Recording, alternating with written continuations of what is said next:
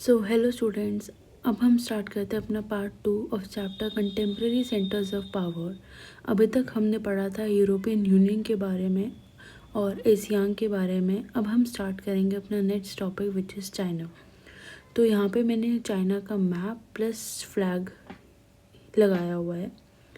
अगर हम चाइना की बात करें तो चाइना हम सबको पता है नेबरिंग कंट्री है इंडिया की, जिसकी सबसे वास्ट एरिया है चाइना का और पॉपुलेशन भी बहुत है चाइना में। और हम इसको एक इमर्जिंग पावर की तरह से देखते हैं। China is a developing nation, it is developing very much, मतलब बहुत डेवलप हो रहा है। 1978 के बाद तो जो चाइना का इकोनॉमिक सेट्स था ना, वो बढ़ता ही गया है और राइज हुआ है as a global superpower. 2040 तक ये क्लेम करा जाता है that China should become the world largest economic power beating US. तो इसके इकोनॉमिक कनेक्शंस जो थे नेबरिंग कंट्रीज़ के साथ, तो जो चाइना का जो इन्फ्लुएंस था वो अपनी ईस्ट एशिया कंट्रीज़ में वो बढ़ गया, रीजनल अफेयर्स इसके बढ़ गए चाइना। तो अगर हम चाइना की बात करें 1950s में, 1 सेकेंड, चाइना इन 1950s, इससे पहले चाइनीज़ किंगडम हुआ करता था। चाइनीज़ रेवोल्यूशन हुआ जो कि 1949 में था। क्या? चाइनीज़ रेवोल्यूशन, जिससे China as a country form हुआ। चाइनीज़ रेवोल्यूशन 1945 किसके लीडरशिप में? अंडर द लीडरशिप ऑफ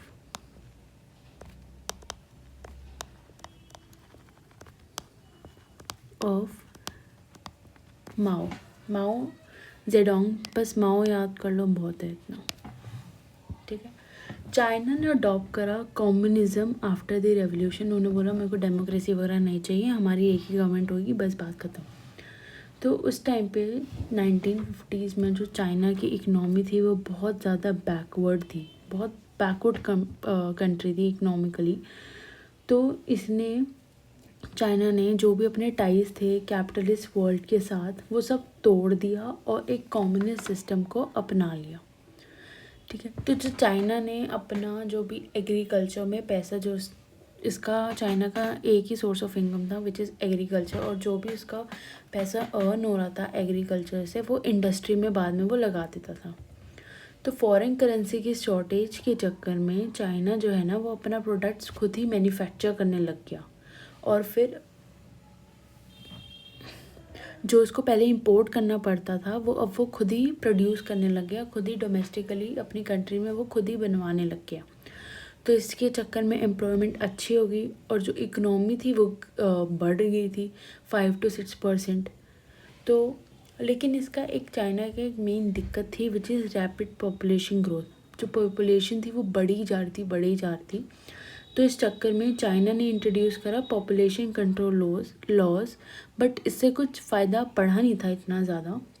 और तो हाँ, इतना अभी तक। अगर हम राइज़ देखें कि चाइना की इकोनॉमी में राइज़ कैसे हुआ है, तो जो भी उसकी इकोनॉमिक पॉलिसीज़ थी उसकी वजह से हम बोलेंगे कि चाइना में राइज़ हुआ है इकोनॉमिकली। तो चाइना जो था वो एक्टिवली इन्वॉल्व था ग्लोबल ट्रेड में।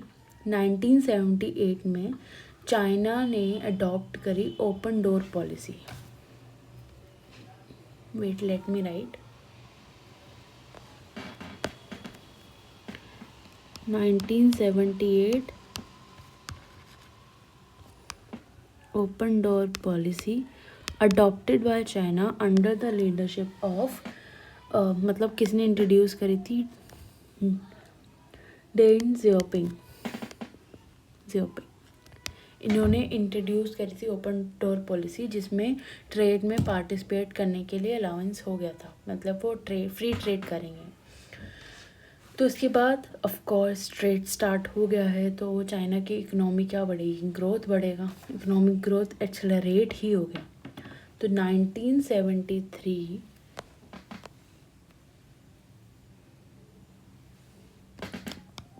1973 1973 ज़ो एनलाई जो हैं एक लीडर उधर, ये बड़ा कर लो, उन्होंने प्रपोज करा मॉडर्नाइजेशन कि अगर ये 4 सेक्टर्स डेवलप नहीं हुए तो चाइना ग्रो नहीं कर पाएगा। वो 4 सेक्टर्स क्या थे? Industries, agriculture, military and last science and technology. ये डेवलप होते ही चाइना बढ़ेगा भाई आगे। तो चाइना की अगर हम डेवलपमेंट की बात करें तो ऑफ कोर्स पहला तो ओपन डोर पॉलिसी जो कि अपनाई थी, जिससे कि फ्री ट्रेड उसने अलाउ कर दिया था। सेकंड, इसने क्या था, most of the countries after the disintegration of USSR वो कैपिटलिस्ट सिस्टम अडॉप्ट करने जा रही थी एंड बट चाइना ने क्या करा, शॉर्ट थेरेपी क्या था, जो कैपिटलिस्ट सिस्टम था उसको अडॉप्ट नहीं करा। इनफैक्ट चाइना इंट्रोड्यूस्ड 1982 में क्या करा, चाइना ने प्राइवेटाइजेशन कर दी एग्रीकल्चर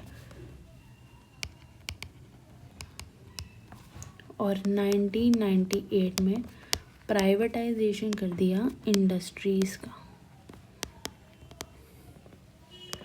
और इन 2001 China join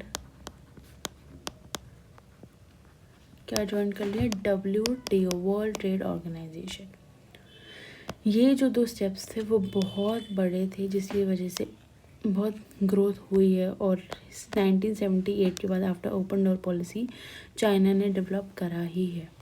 so this is all about China. अब हम आगे देखेंगे इंडिया और चाइना के रिलेशंस। अब हम अपने नेक्स्ट टॉपिक पे आते हैं जो कि है इंडिया चाइना रिलेशंस। अगर हम इंडिया चाइना रिलेशंस की बात करें तो पहले एक स्लोगन चलता था जो कि है हिंदी चीनी भाई भाई।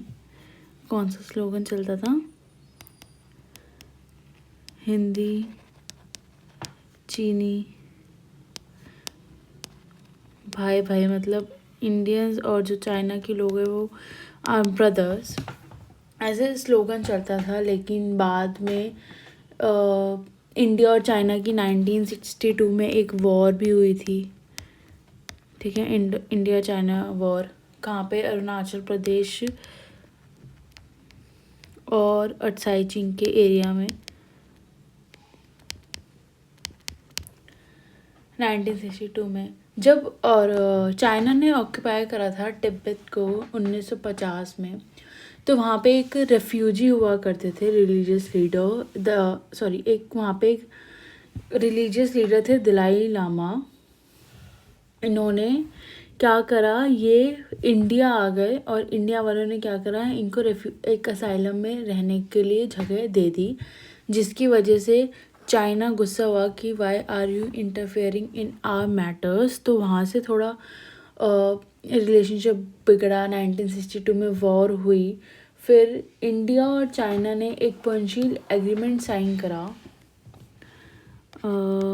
ज़्यादा है नहीं, ये है दलाई लामा, ये इनकी फ़ोटो देख रहे हो, ये है, ये आ गए थे इंडिया में। एक पंचशील एग्रीमेंट साइन हुआ इंडिया और चाइना के बीच में, जिसमें they agree which is based on 5 principles of peaceful existence. तो बस ज़्यादा है नहीं इसमें, बाकी तुम अपनी बुक में से पढ़ लेना जो भी है। मेन यही है, हिंदी चीनी भाई भाई स्लोगन था। 1962 में वॉर हुई थी अरुणाचल और अटसाई चिंग के एरिया के पास। इन दोनों के बीच में पंचशील एग्रीमेंट साइन हुआ था which was based on 5 principle of peaceful को एग्जिस्टेंस। प्लस जो राजीव गांधी हैं वो विज़िट करा था चाइना में उन्होंने 1988 में, जिससे कि जो इनके रिलेशंस हैं इंडिया और चाइना के वो बहुत और अच्छे हो गए थे। बस इतना ही है इंडिया चाइना रिलेशंस में। अब हम आगे बढ़ते हैं अपना next topic which is Japan. तो जापान का ये फ्लैग है, ये ऐसे डब्बा बना हुआ है, वो वाइट के चक्कर में दिखने ना। और ये जापान का मैप है। तो जो जापान है वो एक आइलैंड नेशन है जो कि eastern part of Asian continent में है। ये सिर्फ ऐसी कंट्री है पूरे वर्ल्ड में जिसने एटॉमिक बॉम्बिंग सफ़र करी थी, जहाँ पे एटॉमिक बॉम्ब्स गिरे थे। किसने गिरा था? अमेरिका ने गिरा था यहाँ पे। और उनके article 9, according to the article 9 of the Japanese constitution, Japan ने त्याग दिया है use of force in resolving international dispute को रिजॉल्व करने में वो अपने आर्म्स का, अपनी फोर्स का यूज़ नहीं करेंगे। ये आर्टिकल 9 है उनका कॉन्स्टिट्यूशन का। जापान को एक new centre of global power देखा जाता है क्योंकि एक इमर्जिंग इकनॉमी है, बहुत डेवलप हो रही है जापान पार्ट है G7 ग्रुप का। इसकी हाई टेक्नोलॉजी प्रोडक्ट्स हैं और ये रॉ मटेरियल्स भी इंपोर्ट करता है, ठीक है। 1964 में जापान जो है वो मेंबर बना था OECD का। वो क्या है? Organisation for economic corporation and development. Economy के अगर उस पर देखें तो इकोनॉमी में 3rd लार्जेस्ट है वर्ल्ड में। पॉपुलेशन में देखें तो 11th है। अभी रिसेंट वाले डेटा पे मत चलना, जो तुम्हारी बुक में जो लिखा हुआ है उसी डेटा पे चलना। तो 11th है globally population, in terms of population. अगर हम UN बजट की बात करें तो 2nd लार्जेस्ट कंट्रीब्यूटर है। और मिलिट्री स्पेंडिंग में बात करें तो Japan rank 7th in the world. और 1951 से जापान का has had a security alliance with the US के साथ इसका सिक्योरिटी अलायंस है। बताओ, पहले अमेरिका ने ही अटैक करा इसके ऊपर, बट बाद में इसी को भाई बना लिया। बताओ। और ये कुछ कंपनीज़ है जापान की, हमने सुना होगा सोनी, और जो हमने सुना है वो मार्क कर देते, Sony, Panasonic, Honda, Cisco, Casio, ठीक है। ये सब कंपनियाँ, टोटो, एसेट्स, ये सब कंपनी हैं जापान की। ये था जापान के बारे में। आगे बढ़ते हैं साउथ कोरिया। तो साउथ कोरिया का ये रहा फ्लैग, ये रहा उसका मैप। सेकेंड वर्ल्ड वॉर के बाद क्या था, जो कोरियन पेनिनसुला था, ऐसे वो पेनिनसुला था, वो 2 में डिवाइड हो गया, नॉर्थ कोरिया और साउथ कोरिया। तो हम इधर साउथ कोरिया की बात करेंगे। तो ये एशियन कॉन्टिनेंट के पास लोकेटेड है, इन दी एशियन कॉन्टिनेंट। कैपिटल है इसकी सियोल, जो कि जहाँ पे हैन रिवर फ्लो करती है। It is views an emerging centre of power. ये भी एक सेंटर ऑफ पावर की तरह एमर्ज हो रही है। इसकी फेमस ब्रांड्स है सैमसंग हो गया, LG हो गया, किया हो गया, ठीक है। 1960s और 1980s की अगर हम बीच में देखें तो साउथ कोरिया ने एक्सपीरियंस करा था rapid growth as an economic power. A transformation often occurred to as the miracle of the Han river. 1996 में South Korea became a member of same OECD, organisation for economic cooperation and development. 2017 से south Korea की economy से 11th largest है world में। और अगर हम human development report की बात करें 2016 की, south Korea rank 18th in the world in terms of human development index. कैसे उसका डेवलपमेंट हो रहा है, क्या फैक्टर्स हैं, उसकी लैंड रिफॉर्म से सक्सेसफुल हो गए, rural development initiative, extensive human resource development. Sorry, थोड़ी आवाज़ आ रही होगी पीछे से ठोकने की। In terms of military spending south Korea 10th पे आता है वर्ल्ड में। और south Korea is also renowned for its high technology and innovation. तो ये था हमारा chapter number 2, contemporary powers of south east Asia, जो कि अच्छे से हो गया, कंप्लीट हो चुका है। तो अच्छे से पढ़ो, ध्यान से देखो, नोट्स बनाओ, अपने बुक को फॉलो करो। बुक के अलावा NCERT के बाहर कुछ भी नहीं आएगा, कुछ भी नहीं आएगा, ना ही CUET में, ना ही CBSE में। तो bye bye, see you in the next week.